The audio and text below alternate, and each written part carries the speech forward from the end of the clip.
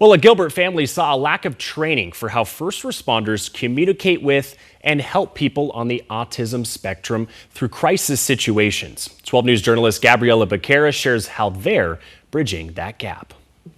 When two worlds collide, some things take on a different perspective. We've lived both sides of that coin. That's how the nonprofit Preston's Pursuit for Acceptance was born. It's really built on a passion for both supporting the disability community as well as our first responders. Chris and Autumn Timmons are a law enforcement family, and they have a 19-year-old son, Preston, who's on the autism spectrum. As a defensive tactics trainer, Chris noticed first responders aren't traditionally trained on how to identify someone with autism. Our defensive tactics manuals and the way that we were teaching individuals was that's a sign of impairment or a sign of lethality, and it's something different when someone's neurodivergent. And Chris says no standardized training for this existed until now. I created the lesson plan. It was through lived experiences with our son. It was through knowledge of being a cop for 25 years. That lesson plan is approved and certified both state and nationwide. Through Preston's Pursuit, the Timmons train police officers, firefighters, and paramedics how to communicate with people with autism and to help them through emergencies. We're trying to understand our community, and in my opinion,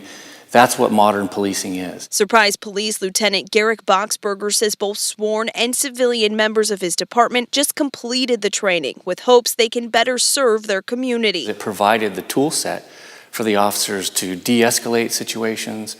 I know that it can lead to less uses of force, building that trust with the community. The Timmons' goal is to provide this training to every agency across the country. I think one way that people could do is make sure that their communities have trained first responders on this training. And if they don't, they should ask for it. Because their experience in both communities shows a positive interaction can have a lasting impact. This is not only going to save careers, but it's going to save lives. Gabriela Becerra, 12 News.